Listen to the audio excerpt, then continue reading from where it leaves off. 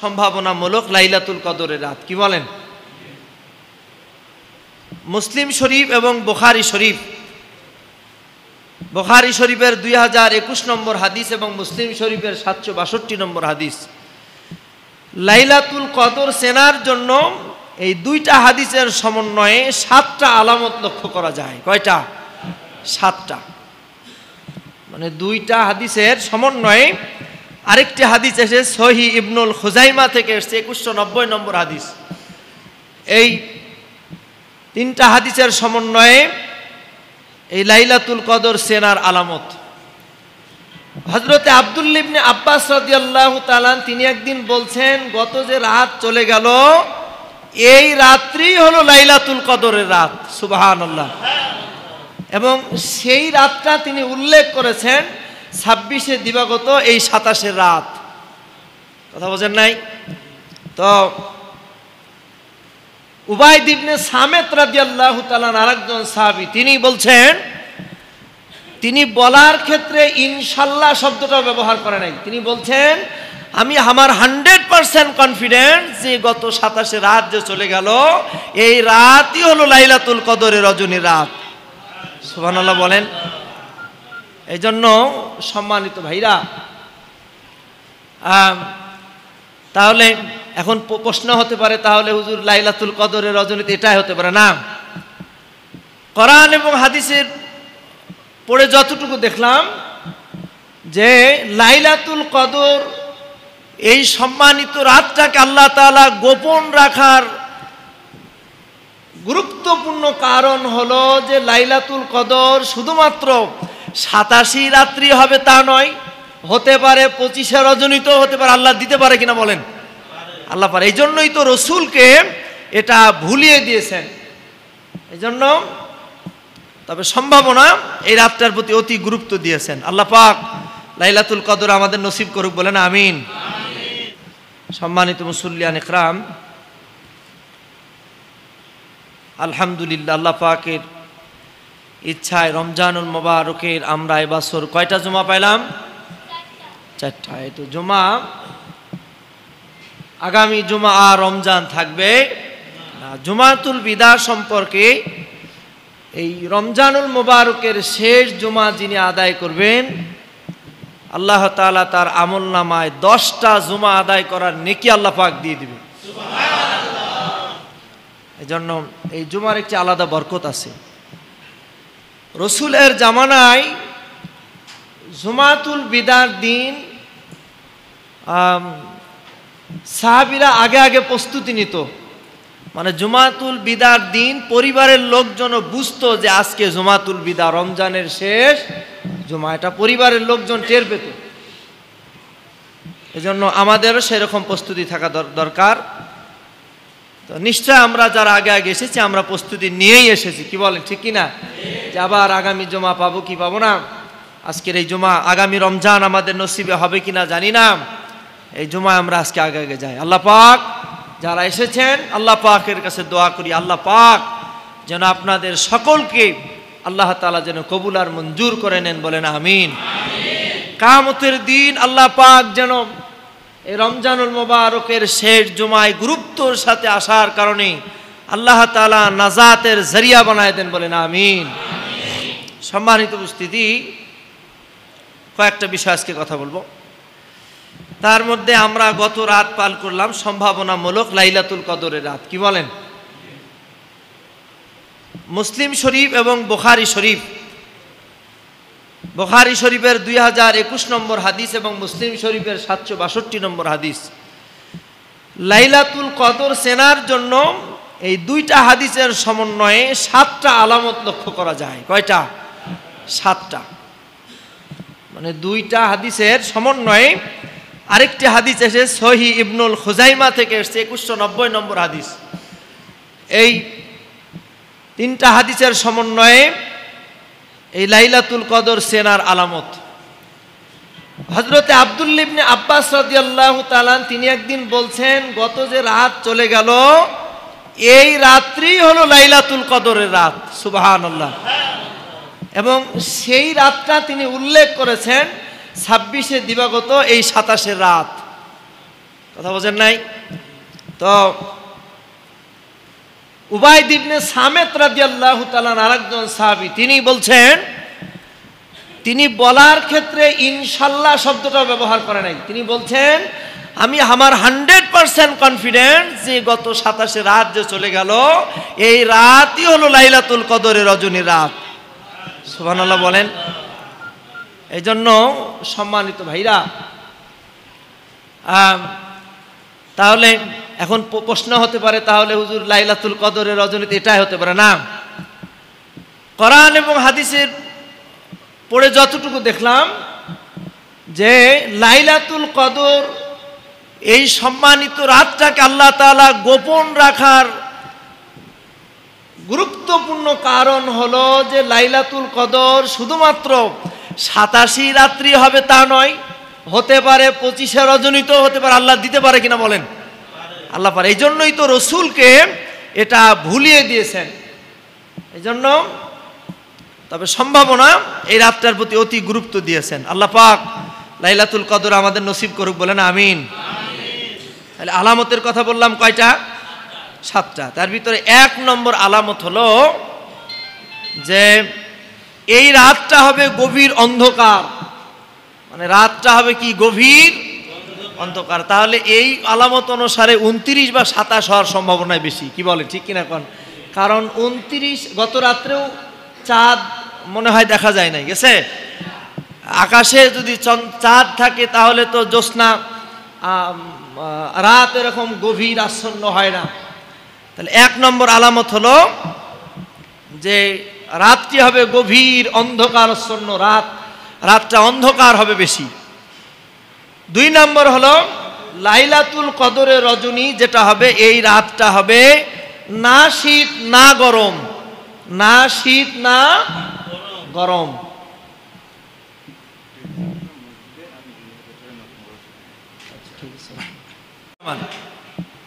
তাহলে এই রাতটা হবে না শীত না গরম। এজন্য এটা অনুভব করা যায়, অনুভব করা যায় না? রাতের বেলায় যদি এমন কিছু হয় তাহলে সেটা অনুভব করা যাবে। তবে এটা অনুভব করার জন্য ইমানের চোখের প্রয়োজন আছে। কিসের চোখ? ইমানের চোখ, এটা থাকা দরকার। 3 নম্বর আলামত হলো এই রাত্রে মৃদু মৃদু বাতাস ববে এবং আমার নফস, আমার শরীর, আমার মন সাক্ষী দিবে যে এই রাত্রি লাইলাতুল কদরের রজনীর রাত। সুবহানাল্লাহ বলেন। তার মানে বাতাসটার ভাবভঙ্গি হবে একটু অন্যরকম।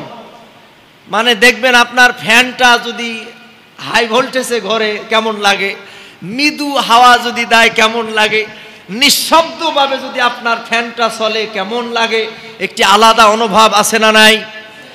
আছে। এই জন্য বলে এই রাতটা হবে এমন বাতাস ববে, এই বাতাস একেবারে বলছে মৃদু মন্দা, একেবারে ঝিরঝির বাতাস ববে এই রাত্রে। 4 নম্বর আলামত হলো এই রাত্রে ইবাদত করতে মজা লাগবে। সুবহানাল্লাহ বলেন।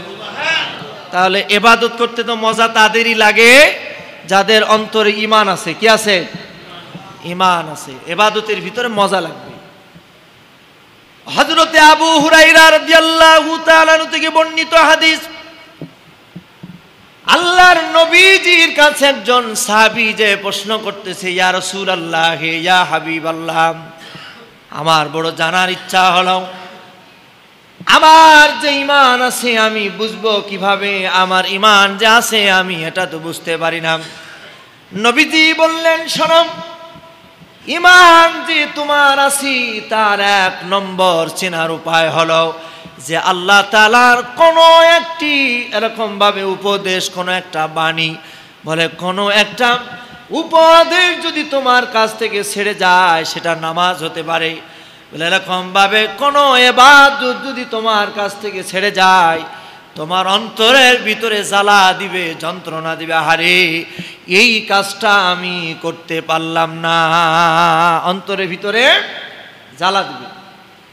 2 নম্বর হলো তুমি যখন নামাজ পড়বে, তুমি যখন ইবাদত করবে, তুমি যখন তাসবিহ পড়বে, তাসবিহর ভিতরে যখন সুবহানাল্লাহ বলবে, আলহামদুলিল্লাহ বলবে, লা ইলাহা ইল্লাল্লাহ বলবে, বলে তোমার ভিতরে তুমি যে শুকরিয়া আদায় করবা, বলে ইবাদতের ভিতরে তোমার মজা লাগবে, মজা।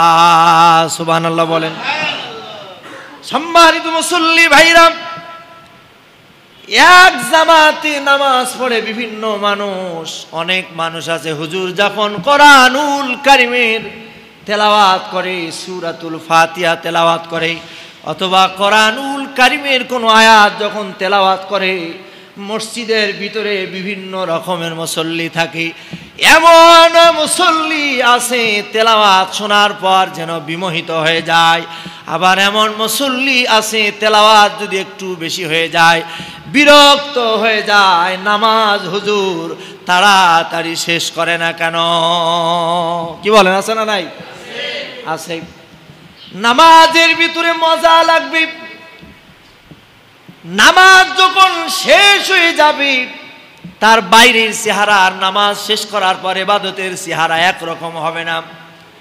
অনেকেই দেখবেন নামাজ পড়ার পর চোখ দুইটা বন্ধ করে, অথবা মসজিদে আসার পর চোখ দুইটা বন্ধ করে আল্লাহ আল্লাহ সুবহানাল্লাহ আলহামদুলিল্লাহ মনে মনে আল্লাহর কাছে কোনো কিছু বলা, আসলে এইটা ঈমানের লক্ষণ। সুবহানাল্লাহ বলেন।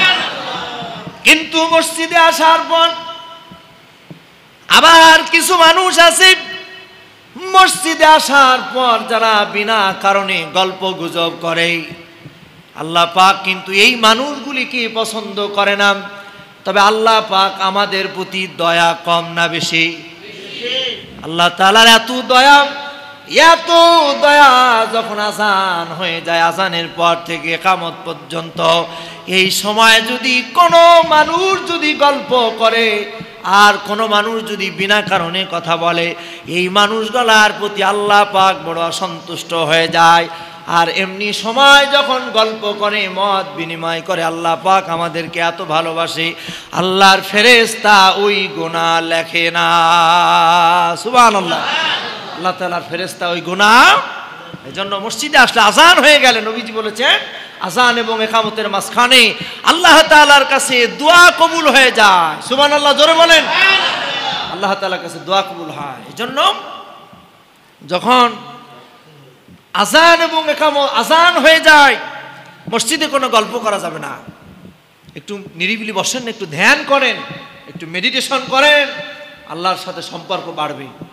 কে কি বলল এদিকে খেয়াল করার দরকার নেই, কে কি বলবে এদিকে খেয়াল করার দরকার নেই। আপনি মসজিদে একটু ধ্যান করেন, নিরিবিলি বসে যান, আল্লাহর সাথে সম্পর্ক। আল্লাহর সাথে সম্পর্ক তো হয় এই আল্লাহ তাআলার গুণবাচক নামের মাধ্যমে আল্লাহ তাআলার সাথে সম্পর্ক বেড়ে যায়। আল্লাহর সাথে তো আপনি সরাসরি এমনটা নয় যে আল্লাহ অমুক জায়গায় আছে দেখা করে আসি সম্পর্ক বেড়ে যাবে। কি বলেন, ঠিক কিনা বলেন? এমন আল্লাহ তাআলার সাথে সম্পর্ক বাড়ে আল্লাহর ইবাদতের ভিতরে, সুবহানাল্লাহর ভিতরে, আলহামদুলিল্লাহর ভিতরে, সব জায়গায় আল্লাহর ইবাদত করবেন, আল্লাহর সাথে সম্পর্ক বেড়ে যাবে। সুবহানাল্লাহ। সম্মানিত ভাইরা আমার, এই জন্য আল্লাহ তাআলার ইবাদত করতে হবে, তাহলে আল্লাহ তাআলার সাথে সম্পর্ক বাড়বে। সম্মানিত ভাইরা, তাহলে এরপরে তাহলে ইবাদতে 4 নম্বর হলো ইবাদতে মজা পাওয়া যাবে। ইবাদত কি হবে? মজা পাওয়া যাবে। আমি গতকালকে লক্ষ্য করেছি, আমি দেখলাম অনেক ছেলেরা এবং অনেকেই এক ওয়াক্তও না, মানে এক রাকাতও নামাজ পড়ে নাই, বসে থেকে শেষে দোয়া হয়তো চলে গেছে। আবার আলহামদুলিল্লাহ নিচতলাটায় পরিবেশটা ভালো ছিল, আলহামদুলিল্লাহ, যে অনেকেই নামাজ কালাম ইবাদত করেছে আমরা। তবে কেউ কারুর ইবাদত দেখে এরকম ভাবে মনের ভিতরে কোনো অন্য কোনো চিন্তা করা মোটেও বাঞ্ছনীয় নয়। এই কথাটা আমি এজন্যই বলি, অনেক মানুষ এই কারণে মসজিদে আসে না, সারা বছর মসজিদে যায় না, লাইলাতুল কদরের রাত্রে মসজিদে যে দরবেশ বাবা সাজে, এরকম কুটু কথা বলার মানুষ আছে না নাই? আমি বলি না, এই সকল কথা আপনি বলবেন না। আপনার গুনাহ যত বড়ই হোক না কেন আল্লাহ তাআলার দয়ার কাছে কিছুই না। আল্লাহ পাক যদি দয়া করে আপনাকে মাফ করে দিবেন। কি আল্লাহ পারে? কি পারে না? আল্লাহ পারে। আল্লাহ তাআলা বড় বড় গুনাহগারদেরকে মাফ করে দিয়েছে। 100 খুন করার পরেও আল্লাহ পাক তাকে একেবারে মুক্ত করে দিয়েছেন। সুবহানাল্লাহ বলেন। আমি মাঝে মধ্যে এই কথাটা বলি, হররা গ্রামে কি 100 খুন করা মানুষ আছে? হ্যাঁ, এজন্য খবরদার কাউকে নিয়ে কোনো কুটু কথা বলা যাবে না। সম্মানিত ভাইরা, মানে কথায় কথা আসেন, আল্লাহ রসুলের দরবার একজন যে বলছি, আর রাসূলুল্লাহ আমার কালিমা পড়তে খুব ইচ্ছা হয়, কিন্তু আমি কয়েকটা অপরাধ ছাড়তে পারবো না। আল্লাহ রসুল বললেন, কি অপরাধ বলো? কয় আমার 1 নম্বর, আমি খুব আমি এই গুনাহটা আমি করি। বলে কি করো? কয় আমি মদ পান করি। কি পান করি? আমরা মানে সাধারণ আমাদের কাছে বা আপনাদের কাছে কেউ যদি বলে যে আমি নামাজ পড়বো কিন্তু মদ খাই আসবো, তো আমার মনে হয় যে আমরা মনে হয় লাঠি পিটা করে বের করে দিব। কি বলে, ঠিক কিনা কন? আল্লাহ রসুলের দরবারে বলছে আমি মদ পান করি। আল্লাহ রসুল কিছু বললেন না। বলে এরপরে তুমি কি করো? কয় আমি 2 নম্বর চুরি করি। কি করি? চুরি করি। 3 নম্বর তিনি বলছেন আমার একটি স্বভাব খারাপ আছে। কি খারাপ? বলে আমি জেনা ব্যভিচারে লিপ্ত হয়ে যাই। আল্লাহ রসুল বললেন এরপরেও তোমাকে আমি কালিমা পড়াই দিলাম, লা ইলাহা ইল্লাল্লাহু মুহাম্মাদুর রাসূলুল্লাহ সাল্লাল্লাহু আলাইহি সাল্লাম বলেন। নবীজির নাম শুনলে সাল্লাল্লাহু আলাইহি সাল্লাম না বললে আপনার উপর লানত আসবে। এজন্য সকলে বলেন সাল্লাল্লাহু আলাইহি ওয়াসাল্লাম। আরেকটি আমল দিয়ে দিই, প্রত্যেক ইবাদতের ক্ষেত্রে দোয়া করার ক্ষেত্রেও নবীজির উপর সালাম পেশ করবেন। ওই দোয়া কবুল হওয়ার জন্য সহজ হয়ে যায়। সুবহানাল্লাহ। কারণ নবীজির নাম নিলে স্বয়ং খুশি হয় আল্লাহ পাক। কে? আল্লাহ পাক। এই জন্য দোয়া করার ক্ষেত্রে নবীজির প্রতি দরুদ পেশ করবেন, খুশি হবেন আল্লাহ পাক। সম্মানিত উপস্থিতি, এই জন্য তো আল্লাহ রসুল বললেন, আল্লাহ রসুল কালিমা পড়ায় দিলেন। বলেন তো আল্লাহ রসুল তো তিনি দ্বীনের ডাক্তার। কিসের ডাক্তার? দ্বীনের ডাক্তার। আল্লাহ রসুলের চিন্তা ধ্যান ধারণা হলো ইন্না সালাতা তানহা আনিল ফাহশাই ওয়াল মুনকার। নিশ্চয় নামাজ মানুষকে অশ্লীল ফাহেসা কাজ থেকে দূরে রাখে। নবীজির দৃঢ় বিশ্বাস হলো এই লোকটি যদি ঈমান আনে, ঈমান আনার পরে নামাজ পড়বে আর নামাজের মাধ্যমে সে মদ পান করা ছেড়ে দিবে, জেনা ছেড়ে দিবে, চুরি ছেড়ে দিবে। সুবহানাল্লাহ বলেন। তিনি কালিমা পড়ায় দেওয়ার পরেই তিনার আসরের নামাজে রক্ত হয়েছে। কোন নামাজে রক্ত? আল্লাহ রাসূল বলেন তুমি আসরের নামাজ পড়ো। আসরের নামাজ পড়লেন। আসরের নামাজ পড়ার পরই তো এরপরে মাগরিব, নাকি? আসরের নামাজ পড়ার পরে আল্লাহর এই বান্দা মদের দোকানে গিয়েছে, মদ খাওয়ার নেশা উঠেছে, মদের দোকানে গিয়েছে। মদের দোকানে যাওয়ার পূর্বে তিনি তার মায়ের কাছে গেছে। মায়ের কাছে বলছে, মা আমাকে টাকা দাও। কিন্তু মা বলছে, বাবা আজকে আমি তোমার ভিতরে একটু ভিন্ন দৃশ্য দেখতেছি। সুবহানাল্লাহ বলেন। এই যুবক বলতেছে, মা তুমি কি দেখতেছো বলো? মা বলতেছি, বাবা তুমি যখন বাড়িতে আসতেছো, বাবা শোনো, আমার কাছে মনে হচ্ছে তুমি আজকে আমার কাছ থেকে যে প্রতিদিন মদ পান করার জন্য যে টাকা নিয়ে যাও, কিন্তু আজকে আমার কাছে মনে হচ্ছে তুমি যে আমার কাছে টাকা নেওয়ার জন্য আসো, কিন্তু আমার মন বলতেছে তুমি আজকে মদ পান করবে না। এরপরেও সন্তান বলল, মা তুমি টাকা না দেওয়ার কারণে এই কথা বলতেছো, তুমি আমাকে টাকা দাও। তিনি টাকা নিলেন। টাকা নেওয়ার পর তিনি মদের দোকানে গেলেন। এবার মদের দোকানে যখন গেলেন, মদের দোকানদারও তার শরীরের ভিতরে ভয় ভয় কাজ করতেছে। কি ব্যাপার? মদের দোকানদার বলতেছে, এরে যুবক, এরে যুবক, আজকে আমার তোমাকে দেখে যেন আমার কেমন কেমন লাগতেছে। আমার মনে বলছে তুমি মদ পান করবা না। সুবহানাল্লাহ বলেন। যুবক মনে মনে চিন্তা করে, হারিফ মা বলল এক কথা, আবার এই মদ পান করতে আসলাম। তিনিও বললেন এক কথা, আজকে মদ খাবো না। এবার রাত হয়ে গেল। রাতের বেলায় তিনি কোনো একজন মহিলার ঘরে ঢোকার জন্য তিনি যাবেন। এবার প্রতিদিন যেই মহিলার কাছে যান তিনি ওই যাই মহিলা বলতেছি যে আপনাকে দেখে আমার মনে হচ্ছে হারে যে আপনি মনে হয় আজকে আমার সাথে কোনো ব্যভিচারে আপনি লিপ্ত হবেন না। সুবহানাল্লাহ বলেন। এই যুবক এই যে যেখানে যাই সিগন্যাল পাওয়ার মাধ্যমে তিনি বুঝলেন যে নবীজি আমার কালিমা পড়ায়ছে। আখেরি জামানার পয়গম্বর মুহাম্মদ রাসূলুল্লাহ সাল্লাল্লাহু আলাইহি সাল্লামের কাছে যে আমি কালিমা পড়েছি, এই কালিমা পড়ার কারণে আল্লাহ পাক আমার চেহারার ভিতরে কি দিয়েছি জানি না, যেখানেই যায় আমাকে মানুষ এই কথা গলা বলে কেন? যুবক সিদ্ধান্ত নিল, না না, আজকের পর থেকে আমি আর মদ পান করব না। যুবক ওই দিন থেকে আর কোনোদিন মদ পান করে না। সুবহানাল্লাহ। যুবক মঞ্জুর হয়ে গেছে আল্লাহর কাছে। কার কাছে মঞ্জুর হয়েছে? আল্লাহ তাআলার কাছে। এই জন্য সম্মানিত ভাইরা মান, তাহলে 5 নম্বর হলো কোন ইমানদার ব্যক্তিকে আল্লাহ পাক এটা স্বপ্নে দেখাতে পারে যে আজকে লাইলাতুল কদরের রজনী চলে গেল। আল্লাহ তাআলা কাউকে দেখাতে পারে। কেউ কি গল্প করেছে আপনাদের সামনে যে আমি দেখেছি? তাহলে পান নাই। 6 নম্বর হলো ওই রাত্রে বৃষ্টিও হতে পারে। লাইলাতুল কদরের রজনী তো রাত্রে বৃষ্টিও হতে পারে। 7 নম্বর হলো সকালবেলায় যখন সূর্য উঠবে, এই সূর্যের আলোটা একেবারে চন্দ্রের মতো মনে হবে। সূর্যের আলোর মধ্যে, সূর্যের এই মানে যে আলো দিতেছে, এই আলোর মধ্যে কোনো প্রখরতা থাকবে না, একেবারে একটু ঠান্ডা, চন্দ্র যেমন আকাশে ওঠে এরকম মনে হবে। কিন্তু আসলে এগুলা নিয়ে কি আমরা গবেষণা করি? খুবই কম। গবেষণা করবেন। আল্লাহ তাআলা, আল্লাহ পাক লাইলাতুল কদর যেন আমাদেরকে দেন, বলেন আমিন। সম্মানিত ভাইরা, তাহলে লাইলাতুল কদর এবছর আল্লাহ পাক আমাদেরকে দান করুক। যদি আল্লাহ তাআলা আমাদের নসিবে নাও দেয়, বেঁচে থাকলে আগামী বছর যেন আল্লাহ পাক আমাদের লাইলাতুল কদর যেন কবুল করেন, বলেন আমিন।